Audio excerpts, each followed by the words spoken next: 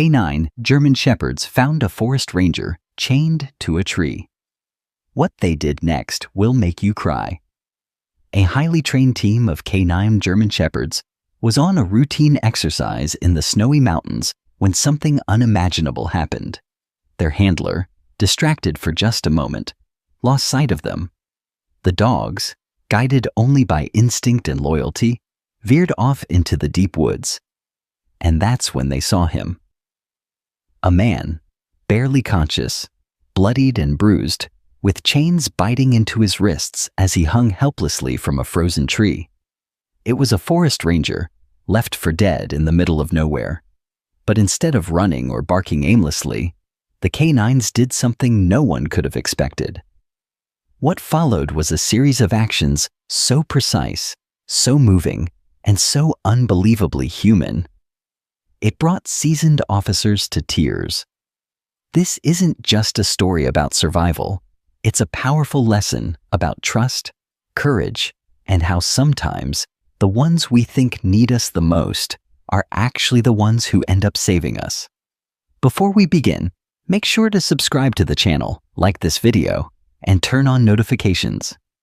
That's how we continue sharing these unforgettable stories of loyalty, resilience, and the bond between humans and dogs that defies all odds. The snow had been falling for hours, bearing the trails of Bitter Creek National Reserve beneath a white, glistening blanket. Not many dared to venture into this part of Wyoming in the dead of winter, except for rangers like Thomas Grady.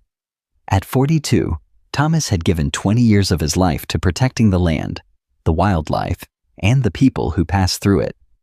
But today, he wasn't on patrol. He wasn't tracking poachers or helping lost hikers. He was chained to a tree. His breath came in short, icy bursts. Blood dripped from a gash on his temple, running down to his frostbitten cheek. Heavy chains wrapped around his chest and arms, locking him against the gnarled pine like he was part of it. His wrists, bound behind him, were already raw. The skin split open from struggling. His uniform was torn, soaked in a mix of blood and melted snow. He couldn't feel his fingers anymore, could barely hold on to consciousness.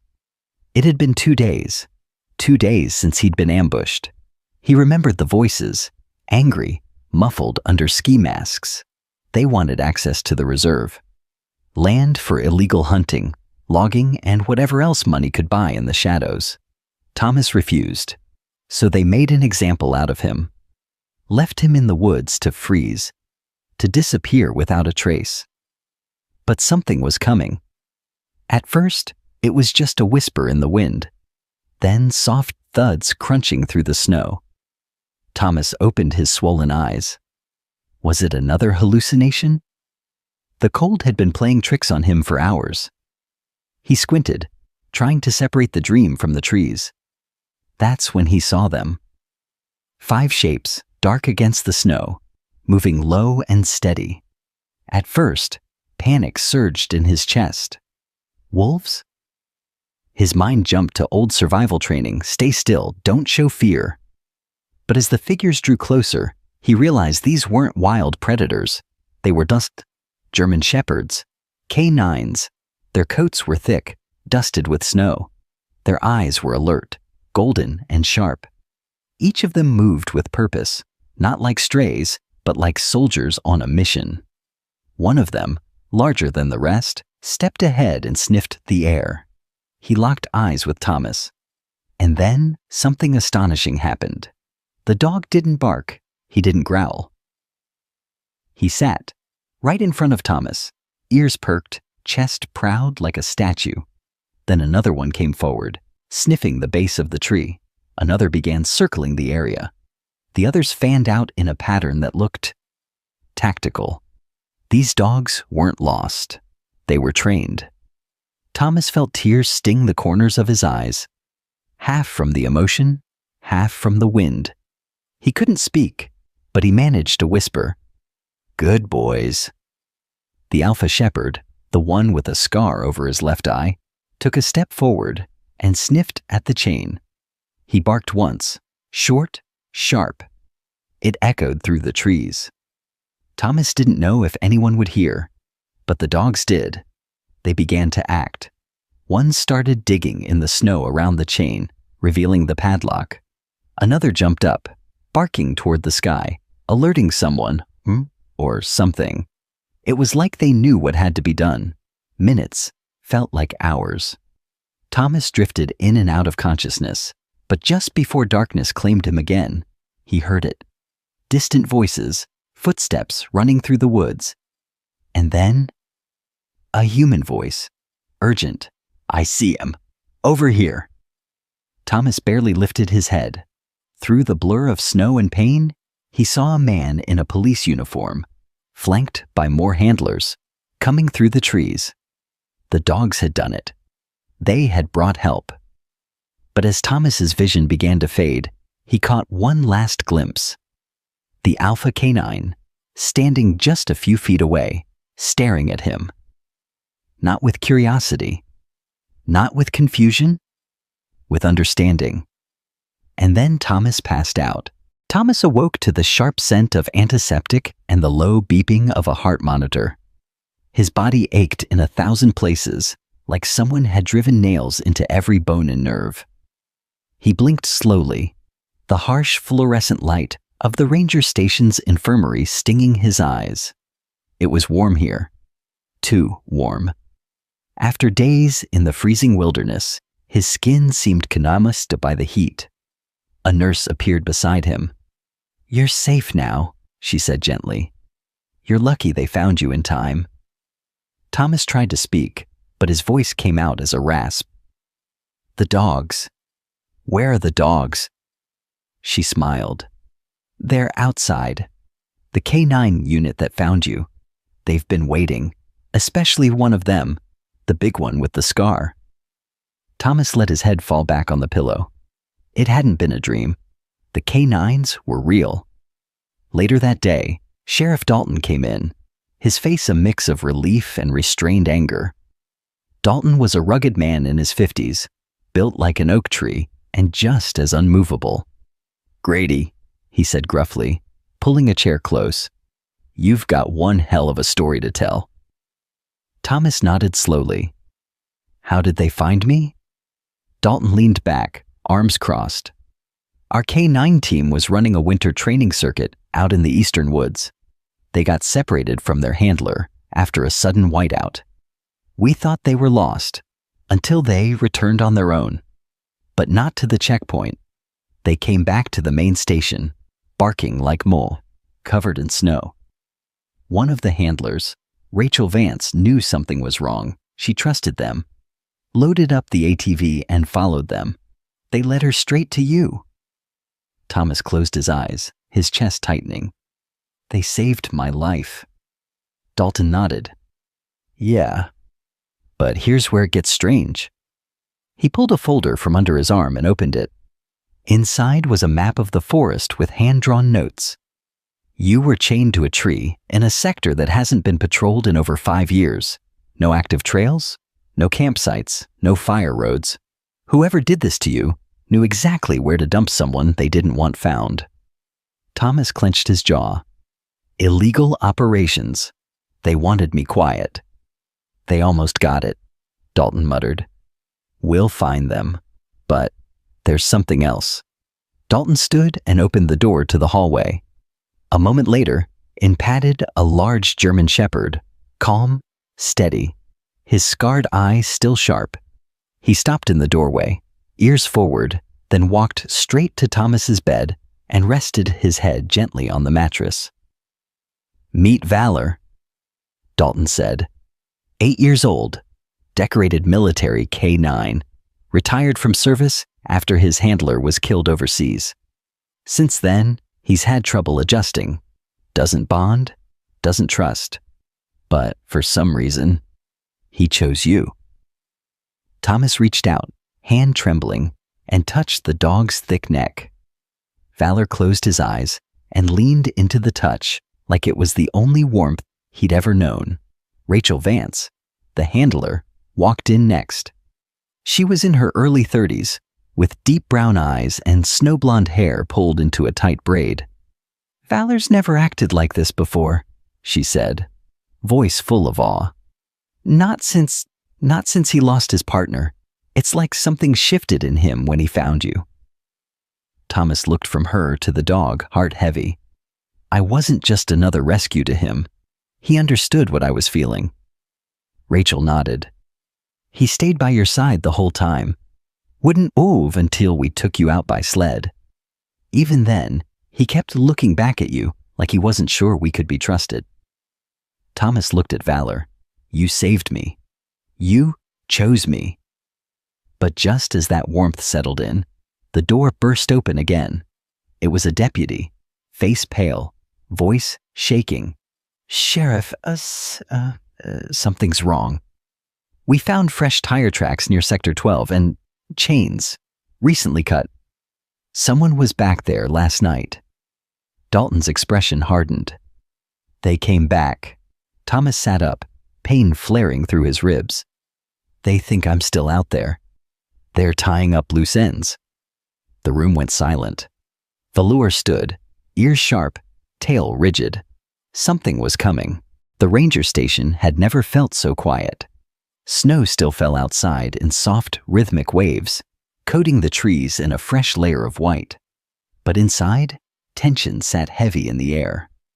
Deputies whispered behind closed doors, and Sheriff Dalton hadn't left the comms room since the discovery of the new tire tracks. Whatever was happening out there, whoever had come back, they weren't finished. Thomas sat on a wooden bench near the side window, wrapped in a thermal blanket. His hands were still bandaged, and deep bruises colored his jaw and ribs. But his mind was sharper now. He couldn't shake the feeling that the forest was holding its breath. Something was lurking beneath the silence. Valor lay at his feet like a sentinel. Not asleep, never asleep, but watching, breathing slow and steady. The scar across his eye made him look intimidating to most, but to Thomas, that mark told a deeper story. Pain, yes, but also survival. Rachel Vance entered quietly, holding a steaming mug of coffee. Still refusing the painkillers? She asked, raising an eyebrow. Thomas took the cup, his fingers brushing hers. They make my head foggy. I can't afford that right now. She sat beside him, keeping her voice low. We're bringing in federal investigators.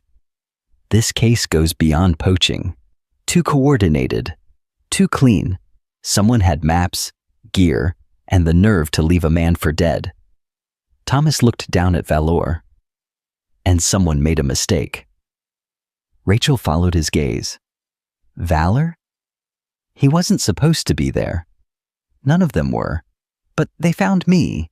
They weren't lost, they were sent. Rachel looked confused. No one sent them. Thomas leaned forward slightly. Then something else did. There was a pause. Not one of doubt, but of realization. Rachel had spent years training K9 units.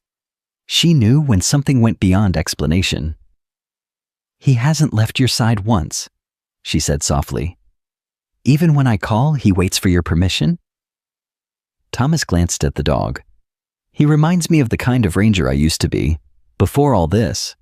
Loyal, relentless, always alert. Rachel hesitated, then asked, Do you think he could work with you? Thomas blinked. What do you mean? He's retired from the force. Technically. Too much trauma, they said. But Valor's never connected with anyone like this.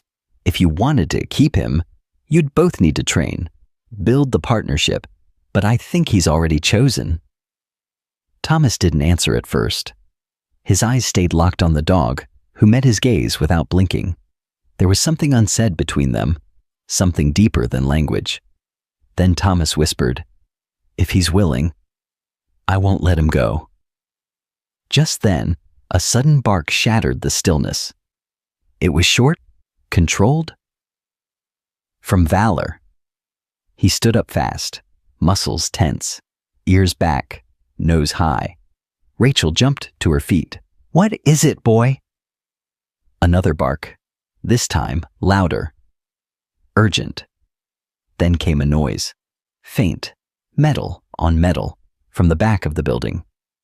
Thomas stood, ignoring the pain screaming through his legs.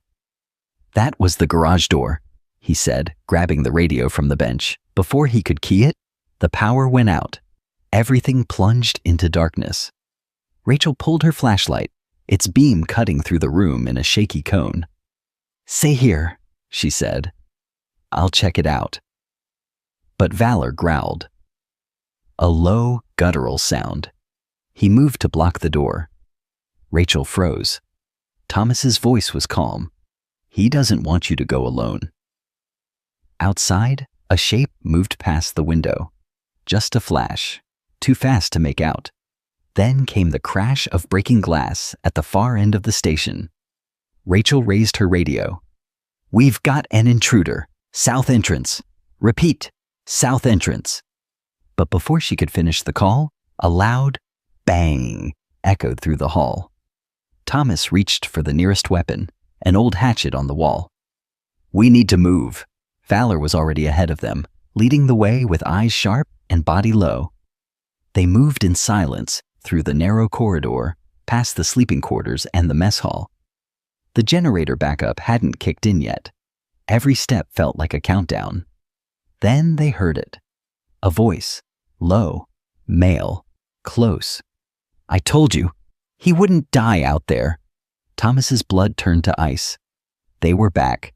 And this time, they weren't planning on leaving witnesses. The sound of footsteps echoed off the cold concrete walls, slow and deliberate. Whoever was inside the ranger station wasn't in a hurry. They were confident. Too confident. Thomas's grip on the hatchet tightened. Every muscle in his battered body ached, but adrenaline overpowered the pain. At his side, Valor moved like a shadow, body low. Every step silent and deliberate. Rachel brought up the rear, her flashlight beam cutting through the black hallway in short, controlled bursts. Her sidearm was drawn now. They reached the supply room first, empty. Then the south hallway, quiet. And then came the unmistakable sound of breathing. Not theirs. From behind the door to the generator room. Thomas raised a hand to signal silence. Valor's ears twitched, his body stiffened. He was locked in. Thomas leaned close to Rachel and whispered, "We open that door. We don't know what's waiting. You ready?" Rachel nodded once, her finger tightening on the trigger. Thomas took a deep breath and kicked the door open. Nothing. The generator room was empty. At least, it looked that way. The light from Rachel's flashlight swept across the space, revealing tools, a broken chair, an overturned oil can, and then a glint of steel. "Back!" Rachel shouted, just as the man lunged from behind the generator, swinging a crowbar. Thomas ducked just in time, the metal cutting through the air where his head had been. Valor didn't wait.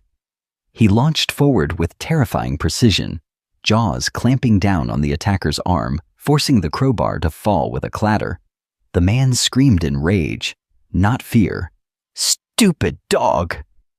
But Valor wasn't letting go. Thomas grabbed the man's other arm and slammed him against the wall, pinning him down. "You were supposed to kill me and walk away, huh?" he growled. The intruder struggled, but with Thomas's weight and Valor's bite holding him, he had no chance. Rachel quickly cuffed the man, reading him his rights with a steady voice. But as the man spat blood onto the floor, he grinned. "You think I'm the only one?" Thomas froze. "Check the perimeter," Rachel barked. "Now!" They left the man restrained and rushed back into the hallway. Outside the window, flashlights danced in the distance. More movement, more shadows, and then gunfire. Pop, pop, pop. "West side!" came a deputy's voice over the station radio. "They're breaching the vehicle garage." Thomas turned to Rachel. "They're not here for me anymore. They're here to erase everything." Valor barked once, sharp and urgent, and sprinted toward the main entrance. Thomas followed without hesitation. Through the side window, he could see two masked figures breaking into the garage, weapons drawn. One of the snowmobiles was already hot-wired and humming.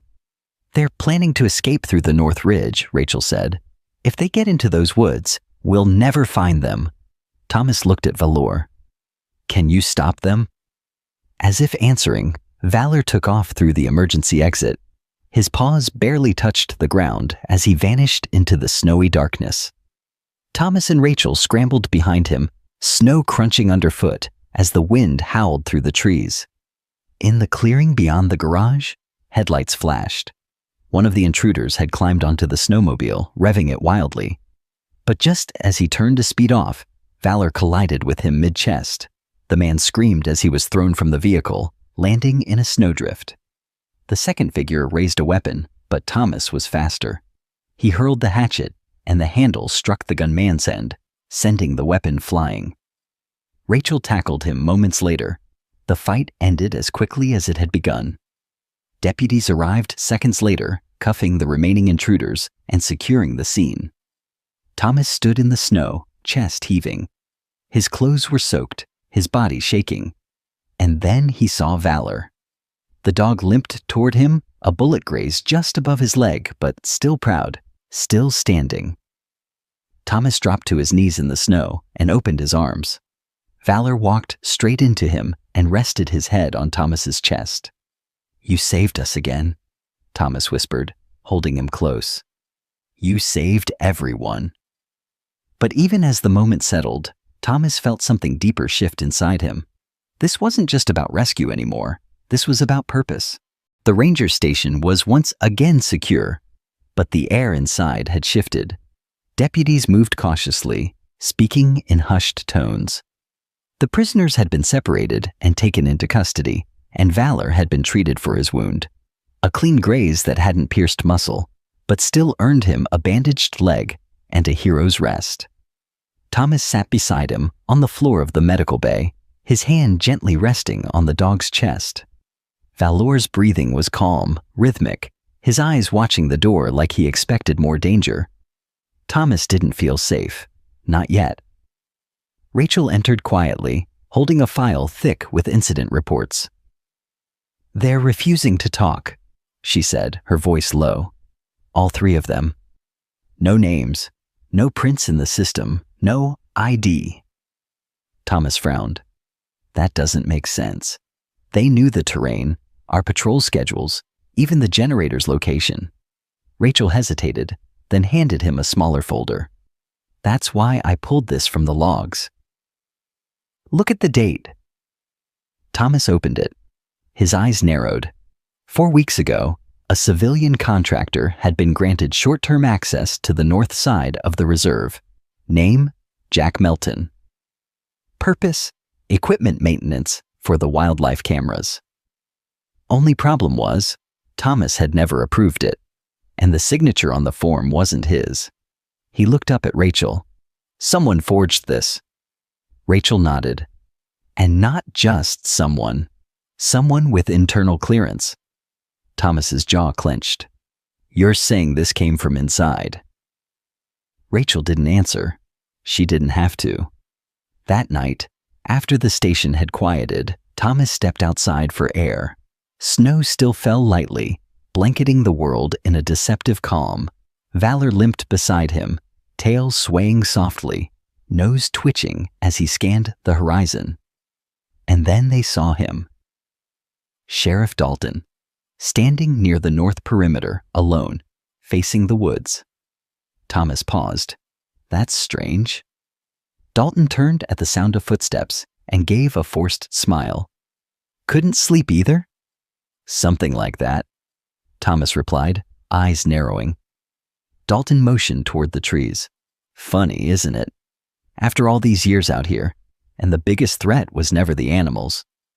Thomas didn't respond. Dalton sighed and stepped closer. "They were just trying to make a deal. I didn't know they'd take it that far. Chain you up like that wasn't part of the plan." Thomas froze. The words sank in slowly, like poison. "You?" he whispered. "It was you?" Dalton's face twisted, not with guilt, but with exhaustion. You were in the way. You kept blocking permits, digging into reports that were meant to be buried. They offered money, just to look the other way. That's all it was supposed to be. Thomas's fists clenched. You left me there to die, Dalton nodded, coldly. I didn't think you'd survive. No one could have. Not in that storm. Then he glanced at Valor. But I didn't count on him. Valor let out a low growl, body rigid. Dalton took a slow step back. Look, you walk away from this. I can make sure no more trouble comes to your door. You and that dog get a medal, retire early, and no one ever knows. But Thomas was already shaking his head. You think I'm going to stay quiet? After everything? Dalton's hand moved to his belt. Slowly. Too slowly. Valor lunged before he could draw. The sheriff hit the ground with a grunt, pinned by 100 pounds of trained force. But this time, Thomas didn't stop the dog. He stepped forward and looked Dalton in the eyes. You betrayed your oath. You betrayed me. By the time Rachel and the deputies arrived, the truth was already unraveling.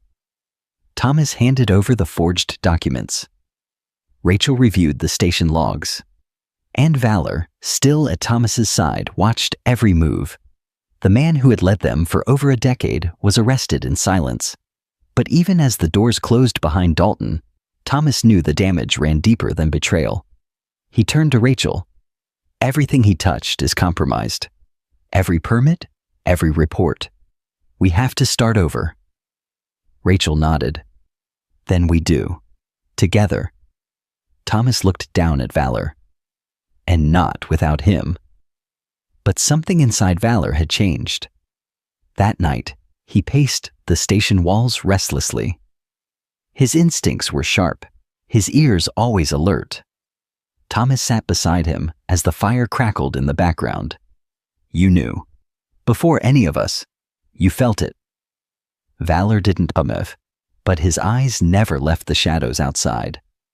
Something told Thomas this wasn't over. The following days were heavy with silence and snowfall. Investigators arrived from the state capitol. They combed through every corner of the ranger station, digging up permits, digging up history, and digging up the lies Dalton had buried for years. The truth came out in fragments. A network of illegal land sales, forged access for criminal groups, and rangers who had quietly been pushed out or silenced. Thomas gave statement after statement, his voice steady, but his eyes tired. The betrayal still throbbed in the back of his mind like an old wound. He had trusted Dalton for years. They'd worked side by side, built cabins together, fought fires together, and yet, the man who once handed him his badge had left him to die, chained like an animal. But Valor never left his side. Not once. He followed Thomas through every interview, every briefing, every silent midnight walk through the snow. Deputies no longer saw him as just a canine. They began treating him like a soldier. A brother. Something between man and myth. On the third night after Dalton's arrest, Thomas stood by the fenced perimeter of the station grounds. The sky above was clear for once, the stars glittering coldly over the treetops. His breath came out in slow clouds. Rachel approached quietly. They're offering you a transfer, she said. Back to Helena, full benefits, counseling, desk job. Thomas didn't answer at first. He looked down at Valor, who lay at his feet, tail wagging once when their eyes met. Do I look like someone who belongs behind a desk? He said finally. Rachel gave a tired smile. Didn't think so. He glanced over at her. They're not going to stop, are they? Rachel's smile faded. No. There's too much money buried in these trees. Too many names we haven't uncovered yet, and too many of them still out there. Thomas nodded slowly. Then I stay. Rachel handed him an envelope. Thought you'd say that. This is your official transfer into the K9 division, if you want it. Valor's been cleared for reactivation under your command. Thomas opened the envelope with quiet hands. Inside was a crisp file. His name, Valor's name, a unit designation, Ranger Tactical K9, Unit Echo. You really think I'm qualified? He asked. Rachel looked between him and the dog. I think you already are. Thomas knelt beside Valor and ran a hand down his thick fur. What do you say, partner? Valor barked softly. A low, confident sound, a sound that said yes. But as the days passed, the peace felt thinner. That sense of being watched returned. Deputies reported odd disturbances. Tracks in the snow that didn't match wildlife. Equipment moved out of place. Short bursts of radio interference at night. Nothing conclusive, but enough to unsettle even the most seasoned rangers. Then, late one evening, Thomas was reviewing reports alone in the communications cabin when the security monitor blinked out. Static. Then, black. He tried to reconnect the feed, but something jammed the signal. That's when Valor stood. Ears up. Muscles tense. A second later, the emergency lights outside flickered on. Thomas stepped out into the cold, flashlight in one hand, service weapon on his hip. Valor trotted ahead, tail low, nose to the wind. They reached the edge of the station's fence. Nothing. Snow. Trees. Silence. But then, a sound. A soft clink. Chains. The same metallic rattle that haunted Thomas in his sleep. He turned to his right just as a figure darted behind a tree. Hey! Thomas shouted. Show yourself! No response. Just the whisper of wind and snow. Valor growled, low and protective. And then, just before the figure vanished completely into the dark, a glint of silver caught the moonlight. A badge. Thomas's blood ran cold. It wasn't over. Someone from inside, someone else, was still out there. Watching, Thomas barely slept that night. The image of the mysterious badge flashing in the moonlight haunted him. He knew what it meant. Dalton wasn't acting alone. Someone else in uniform, someone with clearance and access, was still working from the inside. By sunrise, the snow had stopped falling, leaving the forest eerily quiet under a pale winter sky. Rachel assembled a small response team, but the tracks left by the intruder had been expertly covered. Whoever had come near the station had done so with military precision. Still, Thomas couldn't shake the weight in his chest. He glanced at Valor, who hadn't taken his eyes off the tree line since the night before. The bond between them had become something deeper than instinct. It was trust, forged in survival.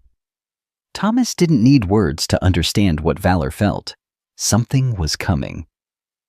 Later that afternoon, Thomas and Rachel drove out to one of the inactive patrol cabins on the edge of Sector 9, a place few ventured in winter. Dalton had signed off on the cabin being unsafe for winter use months ago, and no one had questioned it. But something told Thomas that was the place to start. As they arrived, Valor jumped from the back of the truck before it had even come to a full stop. He sniffed the air, hackles rising. Inside the cabin, the wood stove was cold, but there were recent footprints in the snow just outside, and the lock had been broken, then hastily reattached. Rachel drew her weapon. We're not alone. Thomas moved quietly, Valor at his heel, every step measured. They reached the back room, and that's when it happened. The gunshot. It shattered the silence, splintering the cabin's wooden frame. Rachel ducked behind the door as Thomas dove to the side, but the bullet wasn't meant for them. It hit Valor. A sharp yelp pierced the air as the dog collapsed onto his side, his leg bleeding fast. Thomas scrambled toward him, heart thundering. "Stay with me, buddy. Stay with me," he whispered, pressing his hands over the wound. The shooter stepped into view, unmasked. A young deputy, Mark Halley. one of Dalton's trusted men. "You should have stayed dead, Ranger," he spat. "You think locking up Dalton stopped anything? He was just the face. I'm the one who built this." Thomas stood slowly, blood on his hands. "You shot him. You shot my dog." Hallie didn't flinch. "That dog cost us everything." Rachel crept behind him through the side hallway, unseen. Thomas kept him talking. "Why, Hallie? Why betray your own?" Hallie smirked. "You think this land means anything to them? To the government? It's just property. I made it profitable." "But at what cost?" Thomas asked. "Lives? Honor? Your badge?" "Don't pretend like you wouldn't have done the same," Hallie hissed. That's when Rachel moved. 2 quick steps and a blow to the back of Hallie's knee dropped him to the floor. She had him cuffed before he could even reach for his weapon. Thomas dropped to Valor's side again, panic bubbling in his chest. The dog was breathing, but barely. "We need to move. Now," Rachel said. "I'll call in the evac team." Thomas wrapped Valor gently in his jacket, lifting him into his arms. "Don't you give up on me," he whispered. "Not now." Hours later, the veterinary unit at the State Canine Center confirmed that the bullet had missed Valor's vitals by inches. Surgery would be needed, but he would survive. Thomas stayed by his side the entire time. The story of the chained ranger and the K9 who saved him spread like wildfire. News crews came, cameras rolled, and Thomas gave interviews not as a victim, but as a voice for those who protect, serve, and sacrifice without ever asking for glory. When Valor finally opened his eyes again after surgery, he looked directly at Thomas and wagged his tail. It was slow, tired, but it was there. Thomas smiled through the tears. "You're coming home, partner." Weeks passed. The forest thawed into spring. A new patrol unit was formed, clean, vetted, and built from the ashes of betrayal. Thomas was named lead of the Echo K9 task force. Rachel became chief of station operations. And Valor? He returned to the field, older, a little slower, but stronger than ever. Every patrol they walked side by side, and every person they protected, knew that if danger ever came again, loyalty would be waiting, with eyes sharp and a heart that never gave up. If this story inspired you, remember, true courage doesn't wear a cape. It walks on 4 legs and never lets you down. Subscribe to the channel, leave a like, and share this video with someone who needs to believe in loyalty again.